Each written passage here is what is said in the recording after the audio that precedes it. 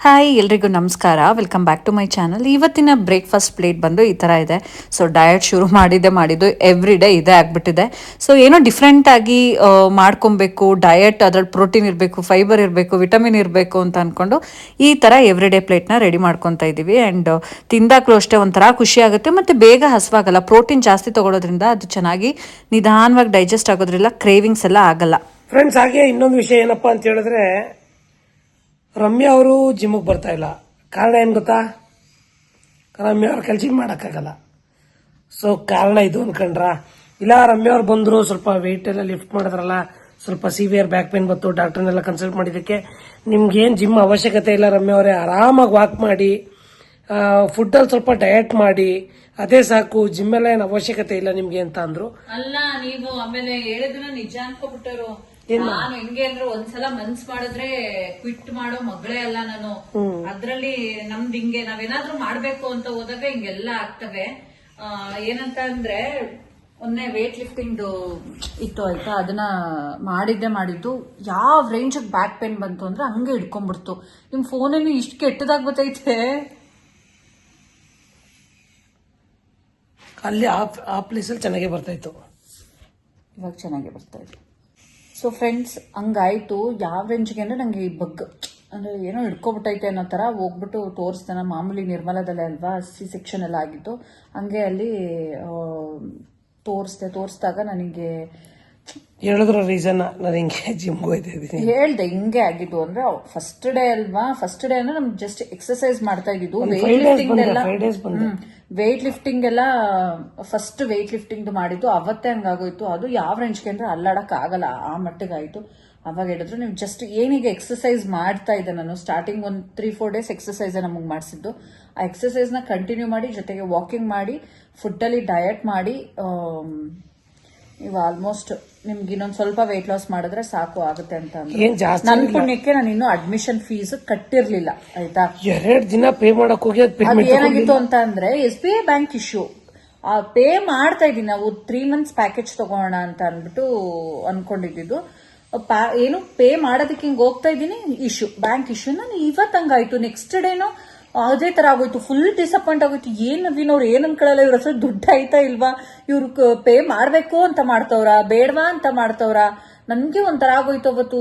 ಅವ್ರಿಗೆ already first day ಬರ್ದಿರ್ಲಿಲ್ಲ, first day receipt ಬರ್ದಿರ್ಲಿಲ್ಲ. ನಾವು ಪೇಮೆಂಟ್ ಮಾಡ್ತೀವಿ ಅಂತ ಮಾಡಕ್ ಹೋದ್ವಿ, ಬ್ಯಾಂಕ್ ಇಶ್ಯೂ ಬಂತು. ಆಮೇಲೆ ಏನಪ್ಪಾ ಅಂದ್ರೆ ನಾನು ಜಿಮ್ಗೆ ಫೋನ್ ತಗೊಂಡೋಗಲ್ಲ. ಸೊ ನಾನು ವಿಡಿಯೋ ಮಾಡ್ಕೊಳ್ಳೋದು ಅದು ಇದು ಅಂತ ಅನ್ಕೊಂಡು, ಇವ್ರು ನಿನಗೆ ಮಾಡ್ಕೊಡೋದೇ ಆಗುತ್ತೆ, ನನ್ ಫೋನ್ ಬೇರೆ ಏನು ತಗೊಬರೋದಂತ ಇವ್ರು ಫೋನ್ ತಗೊಂಡ್ ಬಂದಿರ್ಲಿಲ್ಲ.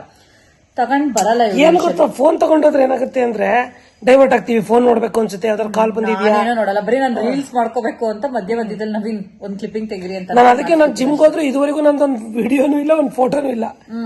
ಆಯ್ತಾ, ಹಂಗಾಯ್ತು. ಓಕೆ ಆಯ್ತು ಬಿಡು, ನೆಕ್ಸ್ಟ್ ಡೇ ಸರ್ ನಾಳೆ ಬಂದ್ ಪೇ ಮಾಡ್ತೀವಿ ಅಂತ ಅಂದ್ಬಿಟ್ಟು ಬಂದ್ವಿ. ನಾಳೆ ಹೋದ್ವಿ, ಜಿಮ್ ಮುಗಿಸ್ಬಿಟ್ಟು ಹಾಕಿ ಸರ್ ರೆಸಿಪ್ಟ್ 3 months ಹಾಕಿ ಪ್ಯಾಕೇಜ್ ಅಂತ ಅಂದ್ಬಿಟ್ಟು ಹೇಳ್ಬಿಟ್ಟು ಹಾಕ್ಸಿದ್ವಿ. ಅವ್ರು ಬರದ್ರು, 2 ರೆಸಿಪ್ಟ್ ಬರದ್ರು. ಬರ್ದಾದ್ಮೇಲೆ ಪೇ ಮಾಡ್ಬೇಕು. ಅದೇ ತರ ಇನ್ನೊಂದು ಅಕೌಂಟ್ ಅಲ್ಲಿ ದುಡ್ಡಿಲ್ಲ ನನ್ನ ಹತ್ರ. ಸೊ ಅದ್ರಲ್ಲೇ ಇದ್ದಿದ್ದು.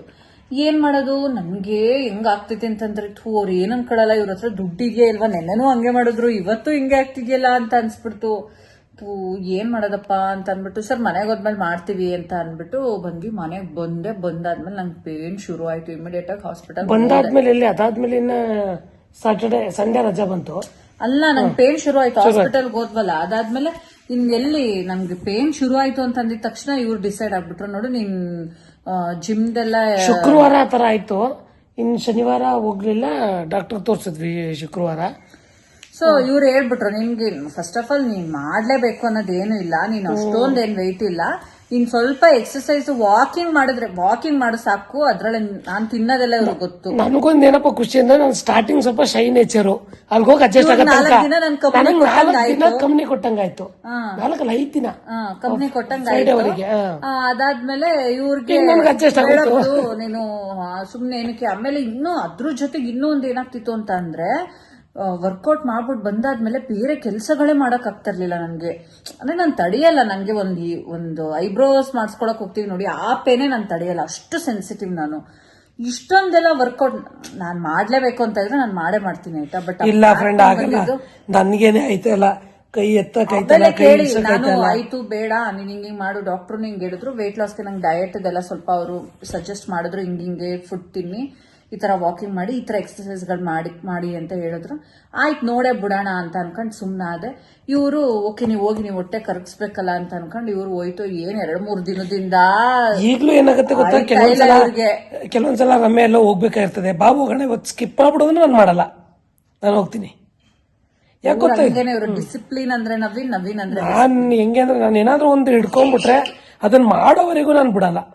ನಾನು ಆ ಥರ. ಈಗ ನೋಡಿ ಕೆಲವರು ಏನೋ ಒಂದು ಬ್ರೇಕ್ ಮಾಡ್ಬಿಡ್ತಾರೆ, ಎಂತ ಒಂದು ಸಿಚುಯೇಷನ್ಗೆ ಏನೋ ಬಂದ್ಬಿಡುತ್ತೆ, ಟೀ ಕುಡಿಬೇಕು ಅಂತ ಅನ್ಸೋರು ನಾನು ಕುಡಿಯಲ್ಲ, ಯಾವುದನ್ನು ನಾನು ಅಡಿಕ್ಷನ್ ಮಾಡ್ಕೊಳ್ಳಲ್ಲ. ಸೊ ಅದು ನನ್ನ ಲೈಫಲ್ಲಿ ಬೆಸ್ಟ್. ಹೌದು. ಈಗ ಅಡಿಗೆ ಎಲ್ಲ ಆಯ್ತು ಅಂದ್ರೆ ನಮಗ್ ಸ್ವಲ್ಪ ಕೆಲಸ ಇದೆ. ದೀಪಕ್ ಜ್ಯುವೆಲ್ಸ್ಗೆ ಹೋಗ್ಬೇಕು, ಅಲ್ಲಿಗೆ ಹೋಗ್ಬಿಟ್ಟು ಸ್ವಲ್ಪ ಮಾರ್ಕೆಟ್ ಕಡೆ ಹೋಗಿ ಬರೋಣ ಅಂತ, ವಿಶಾಲ್ ಮಾರ್ಟ್ಗೆ ಹೋಗೋಣ ಅಂತ ಅನ್ಕೊಂಡಿದೀವಿ. ಈಗ ಸ್ವಲ್ಪ ಏನಾಗಿದೆ ಅಂದ್ರೆ ನಾವು ಸ್ವಲ್ಪ ಜಿಮ್ಗೆ ಹೋಗೋದ್ರಿಂದ ಸ್ವಲ್ಪ ಫುಡ್ ಕಾನ್ಶಿಯಸ್ ಇದೆ. ಈಗ ಇಂಥದ್ದೇ ತಿನ್ಬೇಕು, ಇಂಥದನ್ನ ತಿನ್ಬಾರ್ದು. ಮುಂಚೆಲ್ಲ ನೋಡ್ತಾ ಇದ್ವಿ ಕಾಮನ್ ಆಗಿ ಬಿರಿಯಾನಿ ಜಾಸ್ತಿ ಮಾಡ್ತಾ ಇದ್ವಿ, ರೈಸ್ ಐಟಮ್ ಜಾಸ್ತಿ ಮಾಡ್ತಾ ಇದ್ವಿ. ಈಗ ಸ್ವಲ್ಪ ಬೆಳಗ್ಗೆ ಟೈಮ್ ಅಂತೂ ರೈಸೇ ಮುಟ್ಟಲ್ಲ, ನಾವು ರೈಸ್ ತಿನ್ನಲ್ಲ. ಮಧ್ಯಾಹ್ನ ಒಂದು ಟೈಮ್ ಸ್ವಲ್ಪ ಒಂದು ಬೌಲ್ ಅಷ್ಟು ರೈಸ್ ತಿಂತೀವಿ, ರಾತ್ರಿ ಅಷ್ಟೇ ಒಂದು ಬೌಲ್ ಅಷ್ಟು ರೈಸ್ ತಿಂತೀವಿ. ಅದೆಲ್ಲ ನಾನು ನಿಮ್ ಜೊತೆ ಶೇರ್ ಮಾಡ್ತೀನಿ. ನಾನು ಬ್ರೇಕ್ಫಾಸ್ಟ್ ಪ್ಲೇಟ್ ಯಾವ ತರ ಇರುತ್ತೆ ಅಂತ ಮಾತ್ರ ಶೇರ್ ಮಾಡಿದ್ದೆ. ಮಧ್ಯಾಹ್ನ ಲಂಚ್ ಯಾವ ತರ ತಗೋತೀರಾ ನಮ್ ಜಿಮ್ಗೂ ಎವ್ರಿಡೇ ಅಪ್ಡೇಟ್ ಮಾಡ್ಬೇಕು, ಬೆಳಗ್ಗೆ ಏನ್ ತಿಂದ್ವಿ ಅಂತ. ಸೊ ಅದನ್ನ ನಿಮ್ ಜೊತೆನೂ ಶೇರ್ ಮಾಡ್ತೀನಿ. ಈಗ ನನ್ಗೊಂಚೂರು ಕೆಲಸ ಇದೆ, ಇದು ಎಡಿಟಿಂಗ್ ಕೆಲಸ ಮುಗಿಸ್ಬಿಟ್ಟು ನಾನು ದೀಪಕ್ ಜ್ಯುವೆಲ್ಸ್ಗೆ ಹೋಗ್ಬೇಕು. ಸೊ ಮಾಂಗಲ್ಯ ಚೈನ್ ರೆಡಿ ಆಗಿದ್ಯಾ ಏನು ಕೇಳಬೇಕು.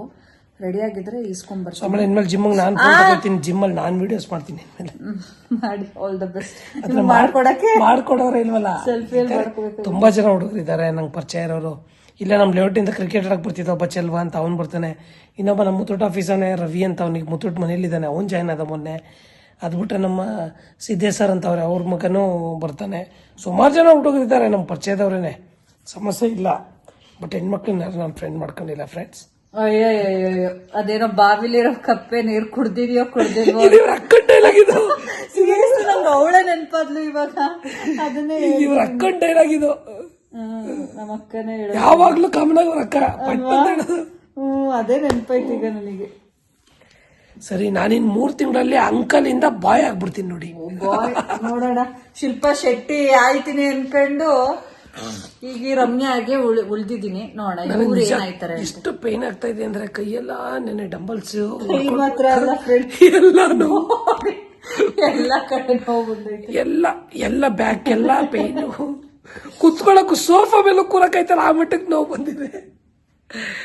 ಹೊರಟ್ವಿ. ಇವತ್ತು ನಾನು ಈ ಪಿಂಕ್ ಡ್ರೆಸ್ ಹಾಕಿದ್ದೀನಿ, ಕಾಟನ್ 3 ಪೀಸ್ ಸೆಟ್. ಇದು ಚೆನ್ನಾಗಿದೆ, ಕಂಫರ್ಟಬಲ್ ಆಗಿದೆ. ಇದು ಅದೇ ದರ್ಶಿನಿ ಅವ್ರ ಹತ್ರ ತಗೊಂಡಿದ್ದು. ಸೊ ನಿಮಗೆ ಬೇಕಿದ್ರೆ ಕಾಂಟ್ಯಾಕ್ಟ್ ನಂಬರ್ ಹಾಕಿರ್ತೀನಿ, ಬೇಕಿದ್ರೆ ಚೆಕ್ ಮಾಡಿ. ಚೆನ್ನಾಗಿದೆ, ರೀಸನಬಲ್ ಆಗಿರುತ್ತೆ. ಇದು ಪ್ರೈಸ್ ಬಂದು 900 ಸಮಥಿಂಗ್ ಅಂತ ಅನಿಸುತ್ತೆ.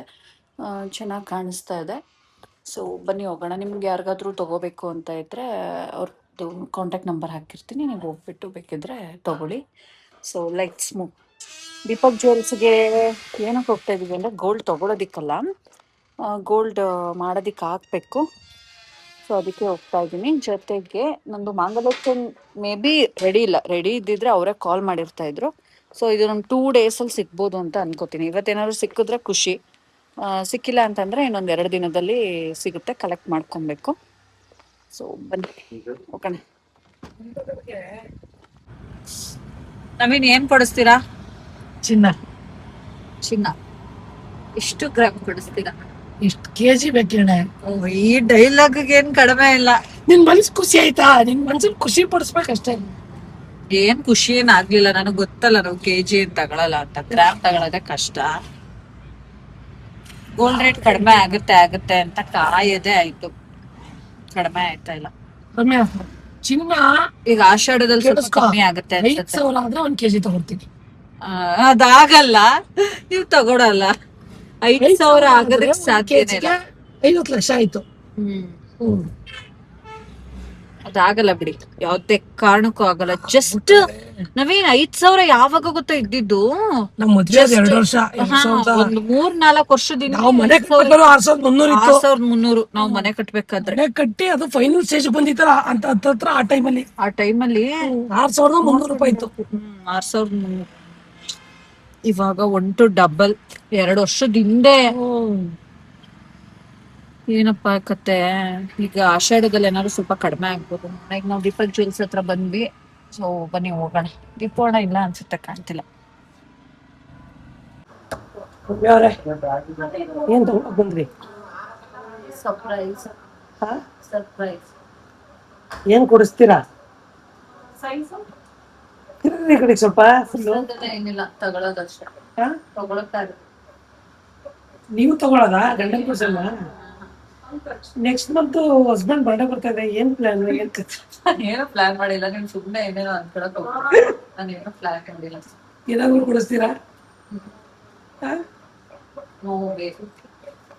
ಕೊಡ್ಸೋಣ, ನಲ್ಲಿ ಏನು ಇಲ್ಲ ಅಂತ ಹೇಳು, ಹೋಗ್ಲಿ ಸಮಾಧಾನ ಮಾಡ್ಕೊತೀನಿ. ಅಲ್ಲ ಅಲ್ಲ ಹೇಳು. ಯಾವಾಗ್ಲೂ ಈಸ್ಕೊಬೇಕು ಅಷ್ಟೇ, ಹೆಣ್ಮಕ್ಳು ಕೊಡ್ಸಕ್ಕೆಲ್ಲ ಹೋಗ್ಬಾರ್ದು. ವೀವರ್ಸ್ ಬೈತಾರೆ, ರಮ್ಯಾ ಯಾವಾಗ್ಲೂ ಅವ್ರು ತಗೋತಾರೆ ಅಂತ. ಬೇರೆ ಬೇರೆ ಕೇಳ್ತಾರೆ. ಸರಿ ಆಯ್ತು ಬಿಡಮ್ಮ. ಏನ್ ತಗತಿದ್ಯಾ ಹೋಗ್ಲಿ? ಸರ್ಪ್ರೈಸ್ ಅಂತ ಹೇಳಿದ್ನಲ್ಲ, ಅಂದ್ರೆ ಇನ್ನೂ ತಗೋತಿಲ್ಲ, ಇವಾಗ ಮಾಡೋದಕ್ಕೆ ಆಗ್ತಿದೆ. ಹೌದಾ? ಎಷ್ಟು 100 ಗ್ರಾಮ 200 ಗ್ರಾಮ 1 kg? ಕಾಮಿಡಿ ಮಾಡೋದ್ರ ಹೇಳಿದ್ರು. 3,275 ಇದೆ. ಏನಾಗ್ತದೆ? 11 ಆಗುತ್ತೆ, 12 ಆಗುತ್ತೆ ಅಂತ ಕಾಯ್ತಾ ಇದೀವಿ. ಬಟ್ ಅದು ಸದ್ಯಕ್ಕೆ ಮೊದಲ ಈಗ ಆಷಾಢ ಬಂದ್ಮೇಲೆ ಏನಪ್ಪ ಕಡಿಮೆ ಆಗುತ್ತೆ. ಸದ್ಯಕ್ಕೆ ಸಣ್ಣ ಪುಟ್ಟದ ಅಷ್ಟೇ. ಫ್ರೆಂಡ್ಸ್, ಚಿಕ್ಕಳ್ಳಿಯಿಂದ ಬರ್ತಾ ಇದ್ವಿ. ಬರ್ಬೇಕಾದ್ರೆ ಹಾಗೆ ಚಿಕನ್ ತಗೊಂಡ್ಬಿಟ್ಟು ಗ್ರೇವಿ ಮಾಡ್ಬಿಡೋಣ ಅಂತ ನವೀನ್ ಚಿಕನ್ ತಗೊಬರ್ತೀನಿ ಅಂತ ಹೋದ್ರು. ಈಗ ಹೋಗಿ ಅಡಿಗೆ ಮಾಡ್ಬೇಕು. ಇಲ್ಲಿಂದ ಹೋಗಿ ಮನೆಗ್ ಬಂದು ಮಾಡೋದಕ್ಕೆಲ್ಲ ಅದು ಬೇಜಾರು. ಹೋಗೋದಕ್ಕಿಂತ ಮುಂಚೆನೆ ಎಲ್ಲ ಪ್ರಿಪೇರ್ ಮಾಡಿಟ್ಟು ಹೋಗ್ಬಿಟ್ರೆ ನಾವು ಬಂದ್ಮೇಲೆ ಊಟ ಹಾಕೊಂಡ್ ಮಾಡೋ ತರ ಇರ್ಬೇಕು. ಇವಾಗ ಹೋಗಿ ಮಾಡೋದು ಅಂತ ಅಂದ್ರೆ ನಿಜವಾಗ್ಲೂ ಬೇಜಾರಾಗುತ್ತೆ. ಬಟ್ ಏನು ಮಾಡಕ್ಕಾಗಲ್ಲ.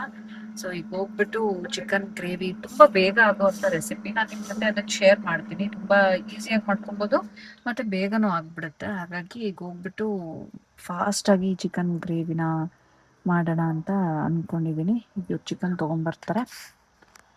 ನಮ್ ಚಿಂಟುಗೆ ಇವತ್ತು ಎಕ್ಸಾಮ್ ಮುಗ್ದ್ಬಿಡ್ತು. ಸಂಜೆ ಎಲ್ಲಾದ್ರೂ ಕರ್ಕೊಂಡು ಹೋಗ್ಬೇಕು. ಕಿಂಗ್ಸ್ ಕೆಫೆಗೆ ಹೋಗೋಣ ಅಂತ ನನ್ ಮಗನು ಅಂತ ಇಲ್ಲ. ನೋಡೋಣ, ನಂದು ಇವತ್ತು ಅವನು ಅಥರ್ವ ಬಂದಾದ್ಮೇಲೆ ಒಂದು ಶೂಟ್ ಮಾಡೋದಿದೆ, ಅದನ್ನ ಮುಗಿಸ್ಬೇಕು. ಅದು ಮುಗಿಸಾದ್ಮೇಲೆ ಏನಾದ್ರೂ ಟೈಮ್ ಸಿಕ್ಕಿದ್ರೆ ಹೋಗ್ತೀವಿ ಹೊರ್ಗಡೆ. ಆಮೇಲೆ ನಮ್ಮ ಆರ್ಯನು ಅಷ್ಟೇ, ಈಗ ಹೊರ್ಗಡೆ ಸುತ್ತಾಡೋದು ಅಂತಂದ್ರೆ ತುಂಬಾ ಇಷ್ಟ. KFC ತಿನ್ನಕ್ ಹೋಗೋಣ ಅಂತ ಇದ್ಲು ಚಿಂಟು. ಬಟ್ ಇವತ್ತು ಮನೇಲೆ ಚಿಕನ್ ಮಾಡ್ತಿರೋದ್ರಿಂದ KFC ತಿನ್ನೋದಕ್ಕೆಲ್ಲ ಹೋಗೋದಿಲ್ಲ. ಆದ್ರೂ ಮಕ್ಳನ್ನ ಒಂದು ರೌಂಡ್ ಸುತ್ತಾಡ್ಸ್ಕೊಂಡ್ ಬಂದ್ರೆ ಖುಷಿ ಆಗ್ತಾರೆ. ಸೊ ಹೋಗ್ತೀವಿ. ಇವ್ರಿಗೆ ಯಾವಾಗ್ಲೂ ಅಷ್ಟೇ, ಇವಾಗ ಕರೆಕ್ಟಾಗಿ ತಗೊಬಂದಿರ್ತಾರೆ. ಅರ್ಧ kg ತಗೊಬನ್ನಿ ಅಂತ ಅಂದ್ರೆ ಅದ್ರ ಮೇಲೆ ಇನ್ನೊಂದು 100-200 ಗ್ರಾಮ್ ಜಾಸ್ತಿ ತಗೊಬರೋದು, ಈ ತರ ಬಂದು ಕರೆಕ್ಟಾಗಿ 1 kg ತಂದ್ರ ಅಥವಾ ಏನು? ಏನ್ ಗೊತ್ತಾ, ನಾಳೆ ಶನಿವಾರ ಅಲ್ವಾ, ಈಗ ರಾತ್ರಿ 2 ಟೈಮ್ ಅಷ್ಟೇ ತಾನೆ. ಆಮೇಲೆ ಗೆಸ್ಟ್ ಯಾರು ಇಲ್ಲ. ಸೊ ಹಾಗಾಗಿ ತಿನ್ನೋದು ಡಯಟ್ ಬೇರೆ ಮಾಡ್ತೀವಲ್ಲ, ಸುಮ್ನೆ ಸಿಕ್ಕದಂಗ್ ತಿನ್ನಲ್ಲ. 1 kg ಮೇಲೆ 1 ಲಿವರ್ ಜಾಸ್ತಿ ಹಾಕ್ಸಿದೀನಿ. ಬಂದಾಗ ನಾನು 1 ಲಿವರ್ ಹಾಕಿ ಇಲ್ಲ ಗುಂಡ್ಕಾಯಿ ಹಾಕಿ ಅಂತೀನಿ, ಹಾಕೊಡ್ತಾರೆ. ಅದೆಲ್ಲ ಏನಿಲ್ಲ. ಏನ್ FM ಬರ್ತಿದ್ಯಾ? ಆಫ್ ಮಾಡಿ. ಅಯ್ಯಪ್ಪ, ಎಲ್ಲ ನೋವು ಫ್ರೆಂಡ್ಸ್. ಜಿಮ್ ಮಾಡ್ಬಿಟ್ಟು ಇವೆಲ್ಲ ನೋವು. ತಿನ್ನೋದ್ ಯಾಕೆ, ಕರಗ್ಸೋದ್ ಯಾಕೆ, ನೋವು ಪಡೋದ್ ಯಾಕೆ? ಇನ್ನೊಂದ್ ವಾರ ಹೋಗ್ಬಿಟ್ಟು ತಗೋತೀರಾ? ಇನ್ನೊಂದ್ ವಾರ ಎಲ್ಲ ನೋವಿಂದ ಮುಕ್ತಿ ಆಗುತ್ತೆ. ಕಂಟಿನ್ಯೂಸ್ ಆಗಿ ಇನ್ನೊಂದ್ ವಾರ ಮಾಡ್ಬಿಟ್ರೆ. ಈಗ 10 ದಿನ ಅದೇನ್ ನೋವು ಅನ್ಕೊಂಡು ಏನ್ ಯಾರು ಮಾಡ್ಬಾರ್ದಿರತ್ ಮಾಡ್ತೀರಾ? ನಂದು 4-5 ದಿನ ಮಾಡ್ಲಿಲ್ವಾ ಜಿಮ್ನ? ನಿಮ್ ತರಾನೇ ಆಡತ್ತಾ? ಬೇಸಿಕ್ ಅಲ್ಲಿ ಇದ್ದೆ. ಈಗೆಲ್ಲ ನೆನ್ನೆ ಲೆಗ್ ವರ್ಕೌಟ್ ಮಾಡ್ಸಿದ್ರು, ಶೋಲ್ಡರ್ ಮಾಡ್ಸಿದ್ರು. ಅಪ್ಪ ಎಲ್ಲ ಇಲ್ಲಿ ಕುಂತು ಒಂದ್ ಹೆಲ್ಪ್ ಮಾಡಕ್ ಬರಲ್ಲ ಗಾಯ್ಸ್. ನೆನ್ನೆ ಫ್ರೆಂಡ್ಸ್, ನೆನ್ನೆ ಅಲ್ಲ ಮೊನ್ನೆ 2 ಅವರ್ 1 ಅವರ್ ಟೈಮ್ ಆಯ್ತು. ಹೋಯ್ತೀನಿ ಅಂದ್ರೆ ಬಿಡ್ತಲ್ಲ ನಮ್ ಕೋಚು. ಹಿಡ್ಕೊಬಿಟ್ರು, ಬಾಕ್ಬಿಟ್ರು ಮೊನ್ನೆ. ಅಲ್ಲ, ಇವ್ರು ನನ್ಗೆ ಕೆಲ್ಸಕ್ಕೆ ಹೆಲ್ಪ್ ಮಾಡೋದೇ ಮರ್ತು ಬಿಟ್ಟವ್ರೆ. ಬರೋದೇ ಇಲ್ಲ. ನೋವು ಅಂತ ಸೋಫಾ ಮೇಲೆ ಕುತ್ಕೊಂಡ್ರು, ಎಂಜಿಲೆಲ್ಲ ಆರಿಸ್ತವ್ರೆ. ಸೋಫಾ ಮೇಲೆ ಕುತ್ಕೊಂಡ್ರು ಹಣ್ಣು ಬರೀ ನೆಲದಲ್ಲಿ ಕುತ್ಕೊಂಡ್ಬಿಟ್ರಂತೂ ಆಗದೇ ಇಲ್ಲ. ಹೋಗು, ಈಗ ನಾನ್ ಮೆಸೇಜ್ ಹಾಕಿದ್ದೀನಲ್ಲ ಅಷ್ಟು ತಗೋಬ. ನಡಿಯಕ್ಕೆ ಒದ್ದಾಡ್ತವನೆ. ಈ ಸೂಪರ್ ಮಾರ್ಕೆಟ್ ಅಲ್ಲಿ ಎಲ್ಲದೇ ಅಂತ ನಾವೇ ಹುಡುಕ್ಬೇಕು, ಅದೇ ಹಿಂಸೆ. ಅಂಗಡಿಗಳಿಗೆ ಹೋದ್ರೆ ಹೇಳಿದ್ರೆ ಹೇಳಿದ್ರೆ ಪಟಾಪಟ ಅಂತ ಕಟ್ ಕೊಟ್ಬಿಡ್ತಾರೆ. ಕೋರಿಯಂಡರ್ ಅನ್ನು ಲೇಟ್ ಆಯ್ತು ಅವ್ನು ಬರ್ಬೇಡ, ಚಕ್ಕೆ ಇಲ್ಲ ಹುಡುಕ್ತಾ ಇದ್ರಲ್ಲಿ.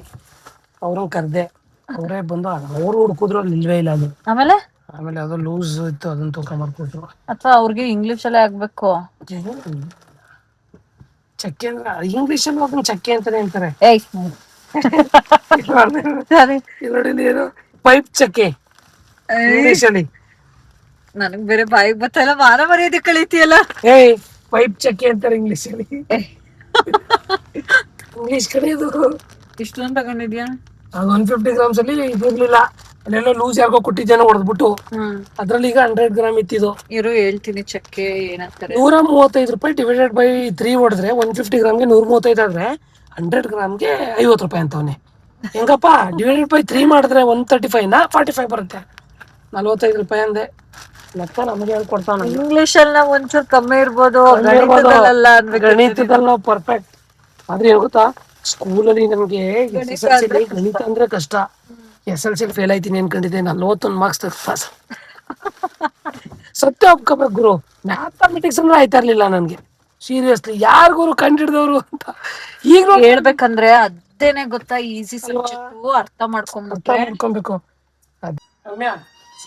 ಆದ್ರೆ ಸ್ಕೂಲಲ್ಲಿ ಹೇಳ್ಕೊಟ್ರಲ್ಲ ಅದ್ ಯಾವ್ದು ಜೀವನಕ್ಕೆ ಬರ್ತಾನೆ ಇಲ್ಲ. ಅದ್ ಹಂಗೇನೆ. ನವೀನ್ ಚಕ್ಕೆಗೆ ಏನಂತಾರೆ ಗೊತ್ತಾ? ಸಿನಮೋನ್. ಸಿನಮೋನ್ ಇಂಗ್ಲಿಷ್ ಅನ್ಕೋನೆ. ಪೈಪ್ ಚಕ್ಕೆ. ಹೊಟ್ಟೆ ಹಸಿತೈತಿ, ತೆಗಿಯಪ್ಪ ಬೇಗ ಬೇಗ ಮಾಡೋಣ. ಈಗ ನಾನು ಕೇಳಿದೆಲ್ಲ ಪಟ ಪಟ ಪಟ ಅಂತ ಹಚ್ಕೊಟ್ಬಿಟ್ರೆ ನಾನೀಗ ಮಾಡ್ಬಿಡ್ತೀನಿ. ಓಕೆ, ನಾ ಬೇಗ ಬೇಗ ಕುಕ್ ಮಾಡಿ ತಿನ್ಬಿಟ್ಟು ಒಂದು ಅರ್ಧ.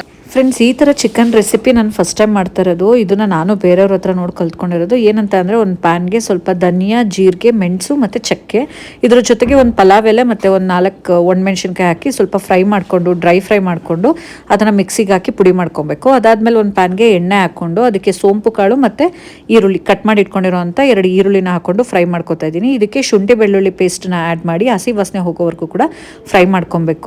ಸೊ ಇದನ್ನ ನಾನು ನೋಡಿದೆ, ಕಲರ್ಫುಲ್ ಅಂತ ಅನಿಸ್ತು. ಯೂಶಲಿ ಇತ್ತೀಚೆಗೆ ಪಾಲಕ್ ಸೊಪ್ಪನ್ನ ಡೈರೆಕ್ಟಾಗಿ ತಿನ್ನೋದಕ್ಕಾಗಲ್ಲ ಅಂತ ಗ್ರೇವಿಗೆ ಹಾಕಿ ಮಾಡ್ಕೊಂಡು ತಿಂತಾ ಇದ್ದಿದ್ದೆ ಜಾಸ್ತಿ.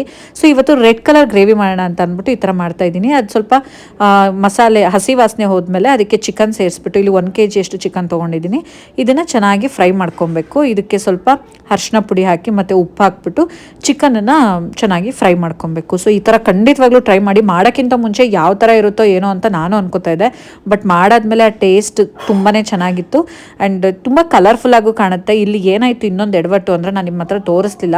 ಆ ಜೀರಿಗೆ ಮತ್ತು ಮೆಣಸನ್ನ ಹುರಿಬೇಕಾದ್ರೆ ಸ್ವಲ್ಪ ಫ್ಲೇಮ್ ಜಾಸ್ತಿ ಕೊಟ್ಬಿಟ್ಟು ಅದು ಸ್ವಲ್ಪ ಸೀದೋಗ್ಬಿಟ್ಟಿತ್ತು. ಅದಕ್ಕೆ ಆ ಪೌಡ್ರ್ ಸ್ವಲ್ಪ ಬ್ಲ್ಯಾಕ್ ಕಲರ್ ಥರ ಆಯಿತು. ಬಟ್ ನೀವು ಹಂಗೆ ಮಾಡ್ಕೊಬಿಡಿ, ಸ್ವಲ್ಪ ಕಮ್ಮಿ ಉರಿ ಇಟ್ಕೊಂಡು ಅದನ್ನು ಸ್ವಲ್ಪ ಬೆಚ್ಚಗೆ ಮಾಡಿಕೊಂಡ್ರೆ ಸಾಕು. ಇದಕ್ಕೆ ನೋಡಿ ಅರಿಶಿನ ಪುಡಿ ಮತ್ತು ಉಪ್ಪೆಲ್ಲ ಹಾಕ್ಬಿಟ್ಟು ಅದನ್ನು ಚೆನ್ನಾಗಿ ಫ್ರೈ ಮಾಡಿಕೊಂಡೆ. ಈಗ ಇದಕ್ಕೆ 2 ಟೊಮ್ಯಾಟೊನ ನೋಡಿ ಎಡವಟ್ಟು ಮಾಡೋದು ನನ್ನ ಗಂಡ ಬೈದಿದ್ದೀನಿ. ಆ್ಯಕ್ಚುಲಿ ನಾನು 2 ಟೊಮ್ಯಾಟೊನ ಪೇಸ್ಟ್ ಮಾಡಿ ಇಟ್ಕೊಂಡು ಅದಕ್ಕೆ ಈಗ ಚಿಕನ್ ಇದಕ್ಕೆ ಹಾಕ್ಕೊಂಡು ಮಿಕ್ಸ್ ಮಾಡಿಕೊಂಡು ಇದನ್ನು ಬಾಯ್ಲ್ ಮಾಡ್ಕೊಬೇಕು. ಹಾಗೆ ಇದಕ್ಕೆ ಖಾರದ ಪುಡಿ ಕೂಡ ಹಾಕ್ಕೊಬೇಕು. ಖಾರದ ಪುಡಿ ಬಂದು ಮಾಮೂಲಿ ಒಂದು ಖಾರ ನೋಡ್ಕೊಳ್ಳಿ. ನಾನು ಖಾರ ತಿಂತೀನಿ, ಬಟ್ ನಮ್ಮ ಮನೇಲಿ ನವೀನ್ ಮತ್ತು ಅಥರ್ವಂಗೆ ಖಾರ ಅಷ್ಟೊಂದು ತಿನ್ನಲ್ಲ ಅವರು. ಸೊ ನೋಡ್ಬಿಟ್ಟು ಹಾಕ್ಕೊಬೇಕು. ಖಾರದ ಪುಡಿ ಮಾಮೂಲಿ ಸಾಂಬಾರ್ಗೆ ಯೂಸ್ ಮಾಡೋವಂಥ ಖಾರದ ಪುಡಿ ಒಂದು 2 ಸ್ಪೂನ್ ಖಾರದ ಪುಡಿ ಹಾಕ್ಕೊಂಡು ಅದನ್ನು ಚೆನ್ನಾಗಿ ಈಗ ಒಂದು 80% ಅದು ಚೆನ್ನಾಗಿ ಬೇಯಬೇಕು. ಅಲ್ಲಿವರೆಗೂ ಅದನ್ನು ಬಿಡಬೇಕು. ಲಿಡ್ ಕ್ಲೋಸ್ ಮಾಡಿ ಅದನ್ನು ಹಾಗೆ ಬಿಟ್ಟಿದ್ದೀನಿ. ಅದು ಚೆನ್ನಾಗಿ ಬಾಯ್ಲ್ ಆಗ್ತಾಯಿದೆ. ಮೀಡಿಯಮ್ ಫ್ಲೇಮಲ್ಲಿ ಚೆನ್ನಾಗಿ ಬೇಯಿಸ್ಕೊಬೇಕು. ಬೇಯಿಸ್ಕೊಂಡಾದಮೇಲೆ ಈಗ ನಾನು ಪುಡಿ ಮಾಡ್ಕೊಂಡಿದ್ದೀನಲ್ಲ ನೋಡಿ, ಈ ಥರ ಕಪ್ಪಗೆ ಆಗೈತೆ. ಆ ಮೆಣಸು ಜೀರಿಗೆ ಎಲ್ಲ ಸೀದೋಗ್ಬಿಡ್ತು ಸ್ವಲ್ಪ. ಸೊ ಅದನ್ನು ಹಾಕ್ಬಿಟ್ಟು ಈಗ ನೀರು ನಮ್ಮ ಕನ್ಸಿಸ್ಟೆನ್ಸಿ ಎಷ್ಟು ಬೇಕೋ ಅಷ್ಟು ನೋಡ್ಕೊಂಡು ನೀವು ಈ ಥರ ಮಾಡ್ಕೊಂಬಿಡಿ ಆಯಿತಾ. ಸ್ವಲ್ಪ ಲೈಟಾಗಿ ಫ್ರೈ ಮಾಡ್ಕೊಳ್ಳಿ, ಹಂಗಾಗಲ್ಲ. ಈ ಕಲರ್ ಬರೋಲ್ಲ, ರೆಡ್ ಕಲರ್ ಬರುತ್ತೆ. ಸೊ ಇದು ಹಾಕ್ಬಿಟ್ಟು ಇದಕ್ಕೆ ನೀರು ಕನ್ಸಿಸ್ಟೆನ್ಸಿ ನೋಡಿಕೊಂಡು ನೀರು ಹಾಕ್ಕೊಂಡು ರುಚಿಗೆ ತಕ್ಕಷ್ಟು ಉಪ್ಪನ್ನು ಹಾಕ್ಬಿಟ್ಟು ಲಾಸ್ಟಲ್ಲಿ ಕೊತ್ತಂಬರಿ ಸೊಪ್ಪನ್ನ ಹಾಕ್ಬಿಟ್ರೆ ಅದು ಚೆನ್ನಾಗಿ ಬೆಂದಾದ್ಮೇಲೆ ಯಾವ ಥರ ಆಗುತ್ತೆ ಅಂದರೆ ಒಂಥರ ಡಿಫ್ರೆಂಟ್ ಟೇಸ್ಟು. ನಾವು ಒಂದೇ ಥರ ಟೇಸ್ಟ್ ತಿಂದು ಬೇಜಾರಾಗಿರುತ್ತೆ. ಯೂಶಲಿ ಗ್ರೇವಿ ಅಂತ ಅಂದರೆ ಒಂದು ಮಾಡ್ಕೋತಾ ಇರ್ತೀವಿ. ಸೊ ಆ ಥರ ಮಾಡೋದಕ್ಕಿಂತ ಈ ಥರ ಡಿಫ್ರೆಂಟಾಗಿ ಮಾಡ್ಕೊಂಡ್ರೆ ತುಂಬಾ ಚೆನ್ನಾಗಿರುತ್ತೆ. ಬೇಕಾದ್ರೆ ನೀವು ಟ್ರೈ ಮಾಡಿ ಆಯಿತಾ. ಸೊ ಲಾಸ್ಟಲ್ಲಿ ಕೊತ್ತಂಬರಿ ಸೊಪ್ಪು ಹಾಕಿದ್ದಾಯಿತು. ಈಗ ಪ್ಲೇಟಿಗೆ ಹಾಕ್ಕೊಂಡು ಬಂದು ಕೊಟ್ಟರು ನವೀನ್, ಜೊತೆಗೆ ತುಪ್ಪ ಹಾಕ್ಕೊಂಡು ತಿಂತಾಯಿದ್ದೀನಿ. ಸೊ ಮತ್ತೆ ನೆಕ್ಸ್ಟ್ ವ್ಲಾಗಲ್ಲಿ ಸಿಗ್ತೀನಿ. ಈ ಒಂದು ವ್ಲಾಗ್ ಇಷ್ಟ ಆಗಿದ್ರೆ ಲೈಕ್ ಮಾಡಿ, ಕಮೆಂಟ್ ಮಾಡಿ, ಶೇರ್ ಮಾಡಿ. Thank you.